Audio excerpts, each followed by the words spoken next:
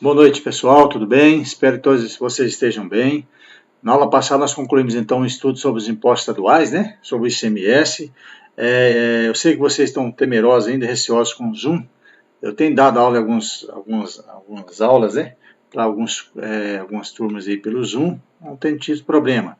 Mas na próxima aula, como a gente está aproximando aí da nossa segunda VA, que será do dia 18 ao dia 25, eu quero combinar com vocês, eu vou passar com antecedência, que na próxima quarta-feira, tá, eu estarei então mandando para vocês o aplicativo, lá um novo aplicativo lá que é o Google Meets, tá? Que eu até tinha comentado com a Isadora, com a Ana Isadora, para a gente ter uma aula participativa aí junto com vocês, tá?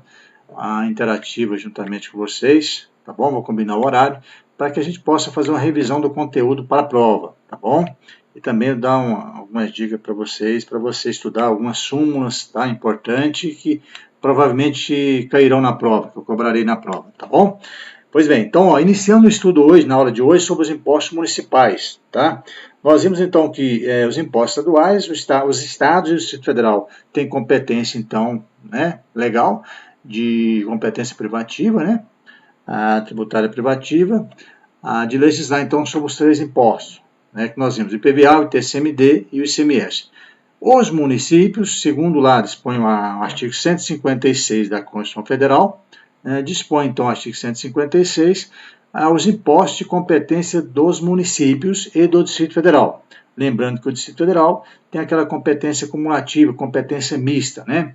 Pode cobrar, né, legislar sobre tanto os impostos de natureza estadual, como também os impostos de natureza municipal. Pois bem, então dentro do primeiro imposto municipal nós temos o IPTU. Inclusive eu estou vendo um slide aqui que eu vou seguindo os tópicos aqui no slide que eu já enviei para vocês, está lá no Liceu, tá? Na aula também eu estou postando lá no AVA, na plataforma AVA, mas está no Liceu também esse slide para vocês, tá bom? Como isso para ajudar aí no estudo de vocês, né? Na sequência, no cronograma do nosso conteúdo para estudo de vocês. E no IPTU, eu só vou fazer uma retificação, vocês vão observar lá que está imposto sobre propriedade de veículos automotores, então é só retificar isso aí, porque eu observei aqui que está com relação ao IPVA, né? É o tal do contra C, contra V, mas eu vou retificar para vocês isso aí, tá bom? Então, o que vem a ser o IPTU? O IPTU é Imposto sobre Propriedade Territorial Urbana, né? Alguns pagam o ITU, professor, mas eu pago o ITU, chega para mim o ITU, o IPTU, pessoal, o mesmo imposto, é um imposto que incide sobre a propriedade de bem imóvel. Tá? A diferença que tem do ITU com o IPTU é porque, lembre-se que o IPTU é Imposto sobre Propriedade Territorial Urbana. Então, quando é ITU, é porque é o imposto que incide sobre o terreno, né? Ou seja, ali não tem nenhuma área edificada. É o lote que você tem. Você tem um lote lá. Se você não tem nenhuma área edificada, você vai pagar o ITU. Tanto é que a base de cálculo para fins do pagamento, do recolhimento, do pagamento do IPTU, no caso desse imposto, é até maior, mais caro do que você edificar, né? Então, quando você vai edificar uma área, você cerca o lote lá, faz uma calçada, cerca de muro, né? Ou constrói uma edificação, a casa, né? A partir do momento que você tem a averbação, né? Consegue o alvará de edificação, e depois, ao concluir a sua construção, né? Você consegue, obtém lá o habite-se, aí você então vai pedir uma revisão, automaticamente é feito isso, mas até quando você construiu ou não concluiu ainda, você pode pedir a revisão da área edificada, a revisão do IPTU, que é a revisão da área edificada, porque se tem uma área edificada lá, é feito também um recálculo do valor que você terá que pagar do IPTU, tá certo? Porque já tem uma área, então, predial, por isso que fala imposto que incide sobre a propriedade predial e territorial urbana, né? Ou seja, predial é aquela situação de alguma área ali edificada, né? Alguma casa, algum prédio, alguma área já construída ali, tá bom? E ITU, como eu falei, é só do terreno, tá? Só do lote. Pois bem, entendendo então sobre essa definição do que é o imposto IPTU, vamos para a parte das regras de incidência tributária. Eu elenquei para vocês lá, né, disponibilizei para vocês então a previsão legal. Como eu já falei aqui, a previsão legal de competência tributária é o artigo 156, Constituição Federal, e o artigo 32 do Código Tributário Nacional né, no parágrafo 1º e parágrafo 2º, nos dá também um entendimento, uma definição do fato gerador, do critério material, da incidência tributária desse imposto do IPTU. Tá? E aí, pessoal, vou aprofundar um pouquinho sobre o estudo do fato gerador, porque é importante nós fazermos um estudo interpretativo, né, de duas leis. Né? Ou seja, é importante analisarmos duas leis para entendermos, ficarmos claro para nós o entendimento do que é zona urbana. Né? Que imposto é esse que incide sobre... Será que qualquer imóvel localizado em zona urbana sempre será, então, a incidência tributária desse terá a obrigação de pagar o IPTU? Né?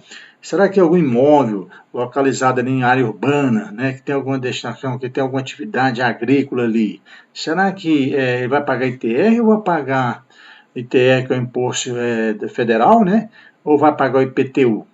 Né? Então é importante fazermos esse estudo comparativo de duas leis, como eu disse.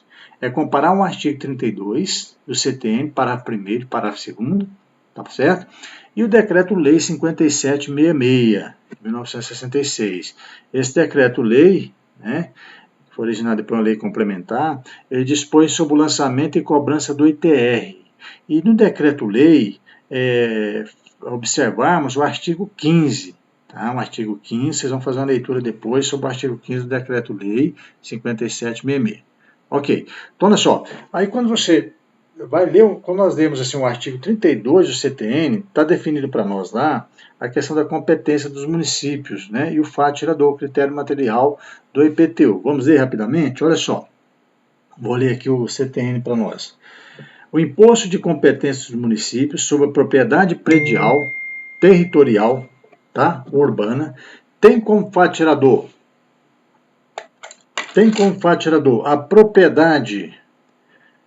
a propriedade, o domínio útil, a posse de bem imóvel, né, uma posse de bem imóvel, tá?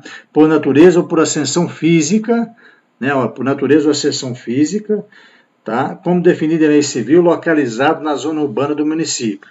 E em seguida, aí, o parágrafo 1º, ele nos dá uma definição do que é zona urbana.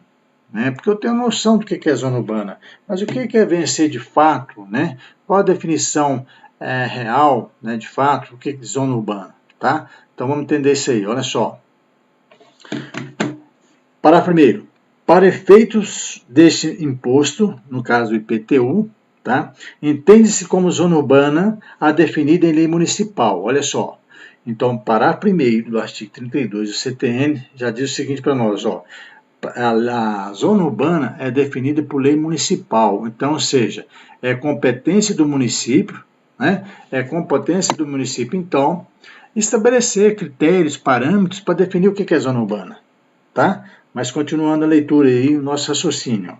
Observado o requisito mínimo da existência de melhoramentos indicados pelo menos de dois dos incisos seguintes, construídos ou mantidos pelo poder público. Aí, ao observarmos, então, a leitura do parágrafo 1º do artigo 32, nós vamos observar o quê? Que tem 5 incisos de melhoramento. E nessa parte final da leitura do parágrafo 1º, define o quê? Que para o requisito mínimo, ou seja, para considerar a zona urbana, é necessário que o poder público estabeleça ali naquele imóvel, naquela localização, no mínimo 2 melhoramentos. Quais são eles? No mínimo 2, tá? Para fundamentar, para justificar, então, a incidência tributária do IPTU. Pois bem, vamos lá.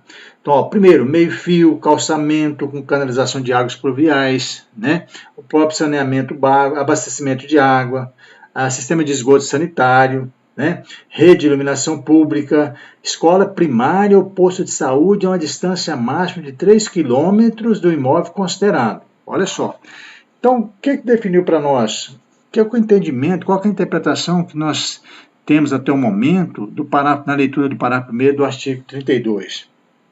É lembrar, pessoal, que o CTN, então, no artigo 32 do parágrafo 1º, ele adota um critério de localização geográfica, não é isso? Localização geográfica para confirmar a incidência do imposto que recai sobre a zona urbana. Então, ele dá o quê? Ele estabelece que, ó, para se considerar a zona urbana, o critério de localização geográfica é primeiro o quê? Tem que ser uma situação definida em lei municipal e que tem no mínimo 2 requisitos. Que requisitos são estes? Melhoramentos urbanos. Quais são os melhoramentos? acabei de ler agora, né? Aqueles 5 lá, né? Meio-fio, calçamento, abastecimento de água, né? Saneamento sistema de esgoto, rede de iluminação pública, tá? Então, seria no mínimo 2. Mas é importante fazer também, como eu disse anteriormente, uma leitura do artigo 15, porque ao lermos o artigo 15 do Decreto-Lei 5766, ele trata da incidência do ITR, tá? Por isso que eu falei para vocês, fazer esse estudo, né, legal dessas duas leis, estudando, fazendo essa comparação, né? Aí é combinado o artigo 32, parágrafo 1º, com o artigo 15 do Decreto-Lei 5766. Né? Por quê? Porque quando você faz um estudo, você pode ter uma situação, aquilo que eu falei logo no início da aula, que um imóvel, por exemplo, se tem um imóvel no município aqui, que pela lei municipal, né, define como zona urbana. Então, um imóvel que está localizado em zona urbana. Mas como definir se esse imóvel, se lá tem alguma atividade, por exemplo, né, realizada, explorada pelo proprietário, cuja essa atividade tem natureza, sei lá, rural, né? E aí, ele vai ficar sujeito ao pagamento do IPTU, porque o imóvel está na localização, estabelecendo o critério do artigo 32, parágrafo 1º, critério de localização geográfica, ou vai analisar, ou vai então buscar o critério da atividade, da destinação dessa atividade desenvolvida ali, né? Por isso tem que fazer essa comparação, tá? Por quê? Esse Decreto-Lei 5766, no artigo 15, então, pessoal, não abrange, então, o artigo 32, tá? Não abrange essa definição de imóvel urbano, zona urbana, conforme trata o artigo 32, tá? Porque o artigo 15 do Decreto-Lei 5766, ele dispõe que quando nesse imóvel, mesmo que localizado em zona urbana, mas se lá for constatado, tá? Alguma atividade, tá, que tem a destinação de exploração extrativista vegetal, agrícola, pecuária, agroindustrial, né, mesmo que seja localizado em zona urbana, tá, a incidência no caso tributária desse imóvel não será o IPTU, e sim o ITR. Olha só, é importante isso para não fazermos confusão, né? Porque a gente tem aquela ideia, aquele imóvel está ali localizado em zona urbana, não. A incidência tributária, o proprietário daquele imóvel ficará sujeito ao pagamento do IPTU. Tá? Então, essa regra é importante a gente entender. Fazendo essa comparação, essa leitura, esse estudo comparativo dessas duas leis, desses dois dispositivos, dá para a gente entender bem, ficar bem claro para nós a definição de zona urbana. E lembrando também, então, que fazendo esse comparativo, você tem dois critérios, né? Dois critérios fixados pela legislação. Quais são os critérios fixados pela legislação? Você tem um critério que é estabelecido, fixado, né, definido pelo Código Tributário Nacional, que é o artigo 32, como eu já falei, o parágrafo 1º, e um outro critério, que é a destinação econômica, tá? Estabelecido pelo artigo 15 do Decreto-Lei 5766, né? Então, ou seja, é um critério de localização geográfica, tá? Critério de localização geográfica, CTN, e o critério de destinação econômica, tá? Que é o Decreto-Lei 5766, do artigo 15. Então, esses dois critérios são aplicados ao mesmo tempo, né? Olha só, então nós estamos fazendo esse tudo aqui, nós estamos aplicando os dois critérios para definir, né? Então, um caso, por exemplo, de uma situação de um proprietário do imóvel, né, que próximo a Anápolis, você tem uma chácara, né, de lazer, por exemplo. Essa chácara de lazer não tem a destinação econômica, né?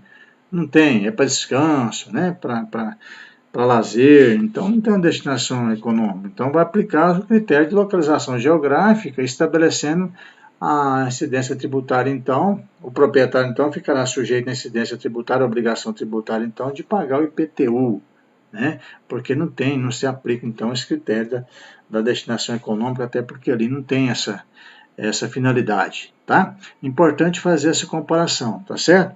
E aí, ainda sobre essa questão de zona urbana, né, como nós vimos então, lembrando que é uma área, então, uma zona urbana, ou seja, uma localização definida por lei municipal. E é lógico que se está o próprio Código Tributário Nacional, né, que define esse critério de localização geográfica, estabelece assim, que inciso, Pode ter certeza, se vocês baixarem lei municipal aí, Anápolis, ou qualquer município onde vocês moram, ou qualquer outro município, vocês vão observar no Código Tributário Municipal, a lei tributária municipal do município, ele vai estabelecer os mesmos critérios de melhoramento, né?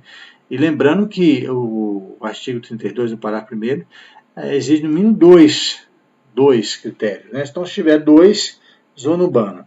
Mas aí, pessoal, eu quero ressaltar, e isso é coisa assim, não tão nova, mas recente, né? Foi no final de 2018, há um entendimento do STJ, tá? Do Superior Tribunal de Justiça, a súmula 626. Estuda essa súmula que vai cair na prova, tá? Essa é dica quente, tá?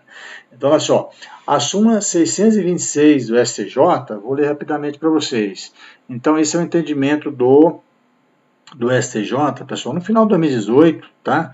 Comentando então essa súmula, ela dispõe que a incidência do IPTU sobre imóvel situado em área considerada pela lei local como urbanizável ou de expansão urbana não está condicionada à existência dos melhoramentos elencados no artigo 32, parágrafo 1º. Olha só, olha o entendimento aí, ó. Então, veja bem, vou ler novamente. Súmula 626 do STJ, tá? Isso foi lá no final de 2018, tá? Essa súmula saiu aí. Qual que é o entendimento, então, do STJ? Que, para incidir, então, a cobrança, a exigência do IPTU sobre imóvel situado em área considerada pela lei municipal, lei local, lei municipal, tá? Como urbanizável ou de expansão urbana, não está condicionada à existência dos melhoramentos elencados no artigo 32, parágrafo 1º do CTN, ou seja, qual que é a interpretação da súmula, então, do STJ? Então, o STJ entendeu, pessoal, né? O entendimento do STJ é que a incidência do imposto em áreas que não têm melhoramentos urbanos, né? Então, ou seja, então não há, dependendo da área, né, de imóvel que não tem melhoramento urbano, segundo o entendimento do STJ, não tem então a obrigatoriedade do município então de cumprir com aqueles dois requisitos, conforme o artigo 32 estabelece, dispõe no parágrafo 1º, né?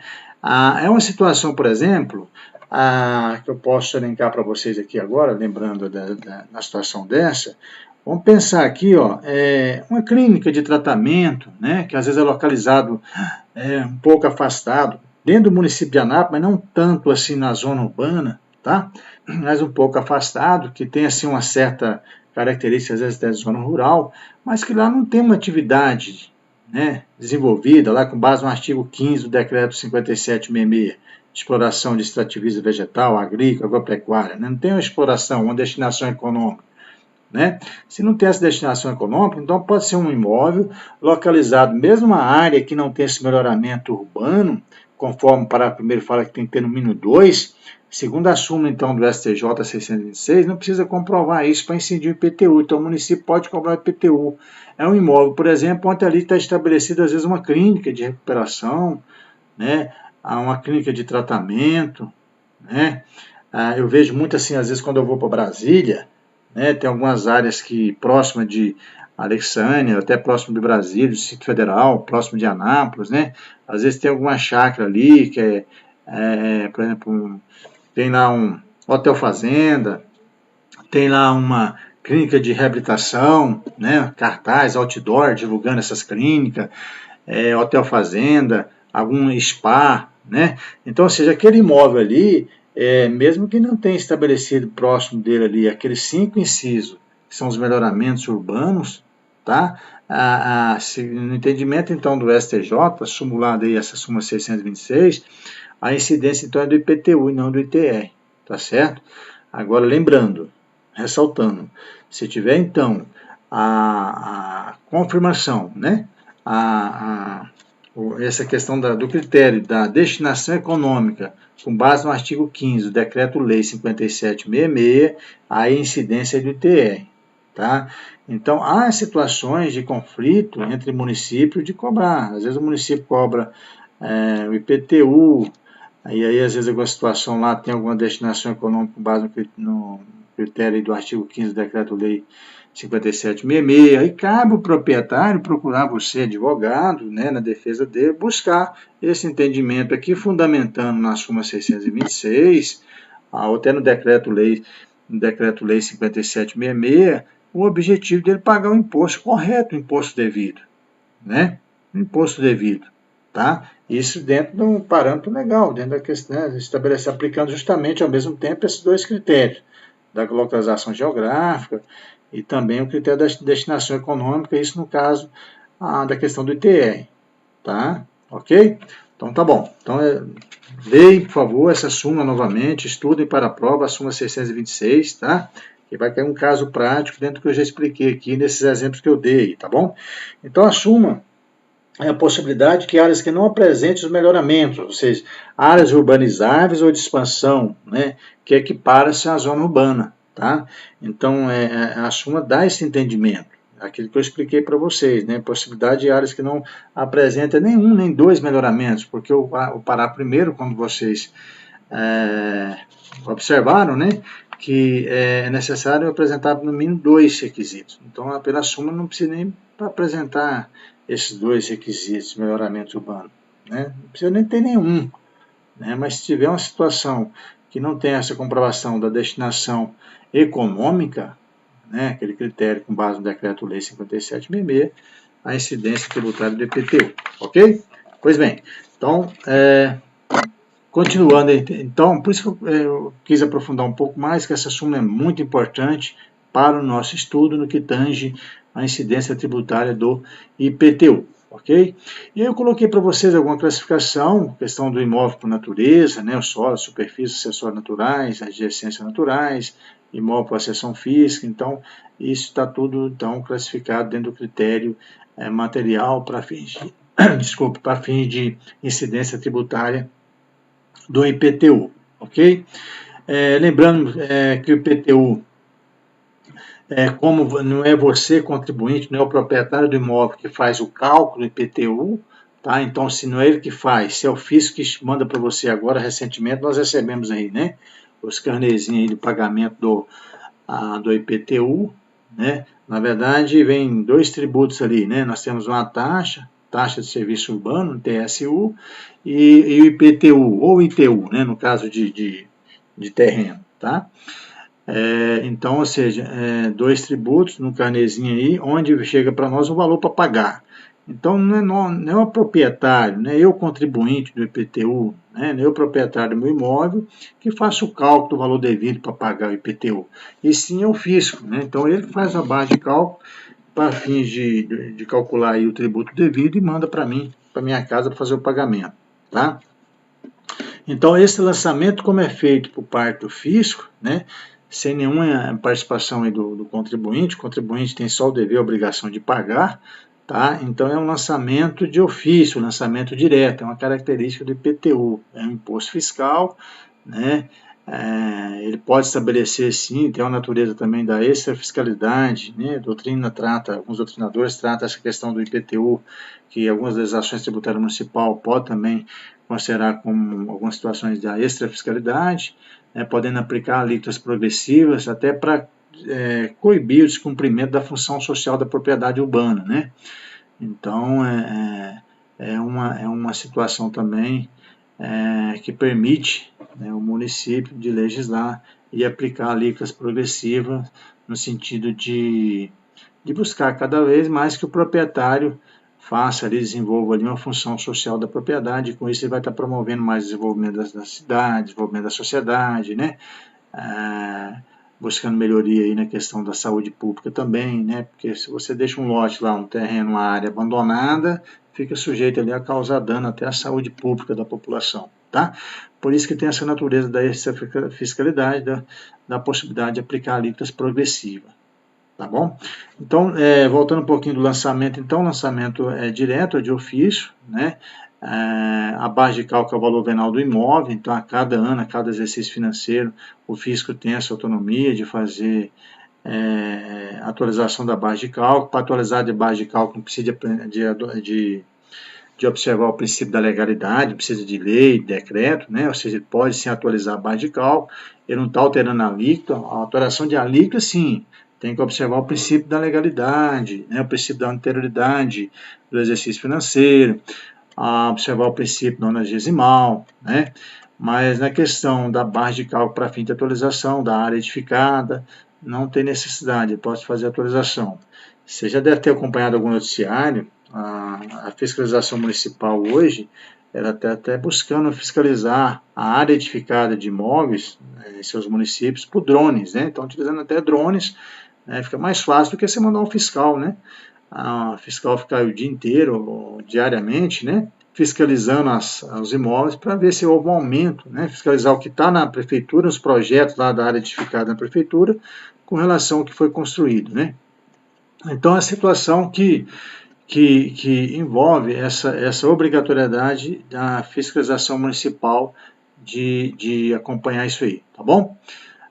Pois bem, então aí o critério espacial é a própria localização, aquilo que eu já falei para vocês, no artigo 32, parágrafo 1º, é o critério de localização, é o critério geográfico, a gente já viu, a base de cálculo que acabei de explicar agora.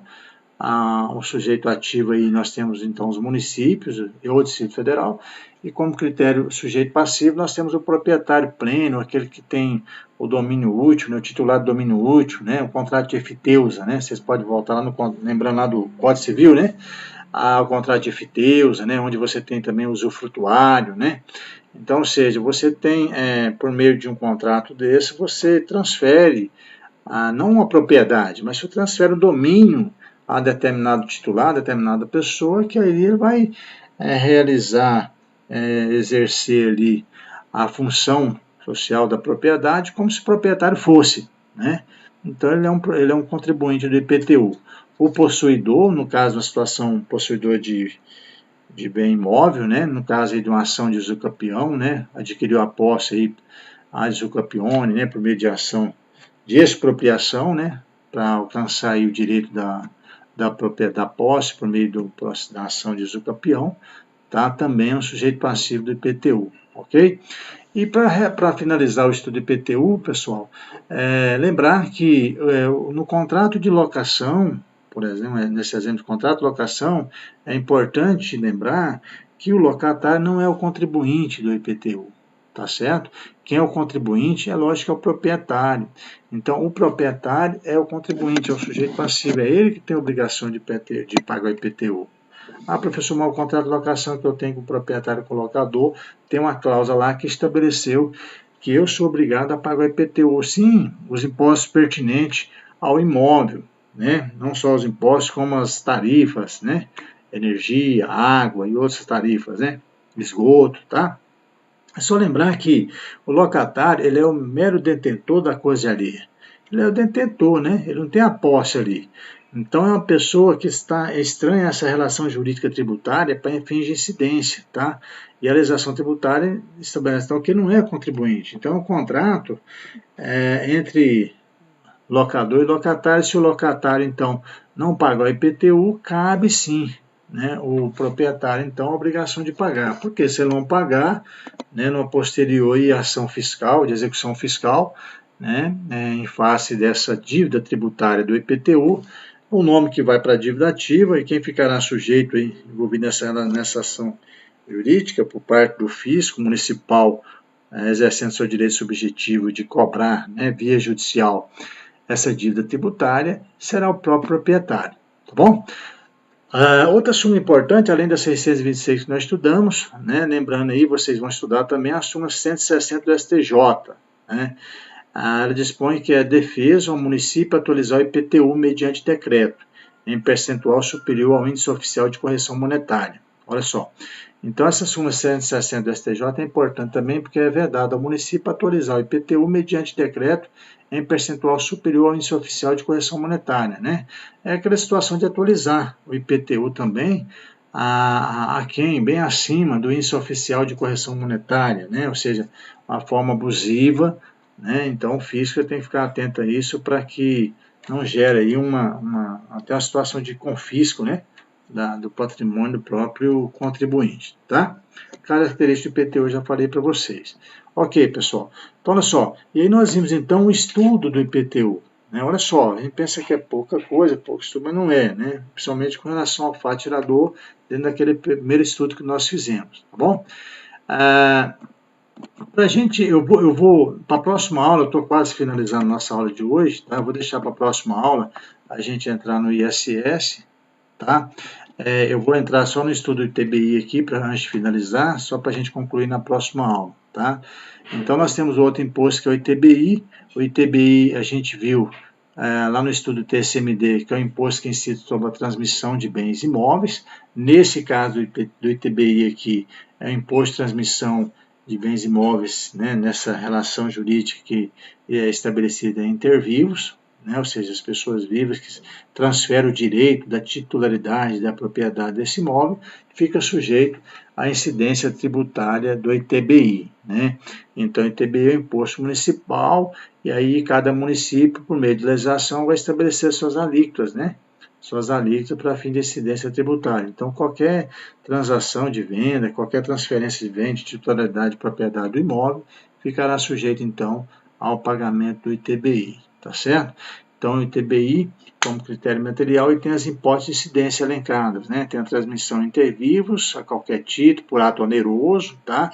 De bens imóveis, a transmissão de direitos reais sobre imóveis, exceto de garantia. Então, lembre-se, se você tem um direito real, a transmissão de direito real sobre esse imóvel, se for dado como garantia, não vai incidir o ITBI, né? Um imóvel que é dado como garantia para o financiamento, tudo. Então, não há incidência do ITBI no caso de ser dado como garantia. Então, exceto somente essa transmissão de direitos reais sobre imóveis, no caso de garantia. Cessão de direito também à sua aquisição é outra hipótese de incidência tributária do ITBI. Pois bem? Ótimo. Então, olha, pessoal, eu vou deixar então para a próxima aula, pessoal, eu vou disponibilizar esse áudio aula para vocês, tá bom? Como eu sempre tenho feito. Na próxima aula, a gente vai encerrar então o estudo de impostos municipais, eu vou concluir o ITBI, tá? E vou entrar no ISS. O ISS a gente vai trabalhar um pouquinho, alguma parte legal do ISS, a Lei Complementar 116 de 2003, né?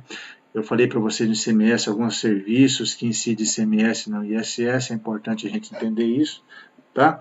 E aí, algumas súmulas também do STJ, do STF, a gente vai trabalhar também na próxima aula, e um tempinho a gente vai conseguir fazer um pouco de revisão do conteúdo, e também eu vou passar algumas informações para vocês com relação aos tópicos importantes para vocês prepararem para a nossa segunda VA, mas com certeza todos sairão bem como saíram na primeira VA. Ok, pessoal?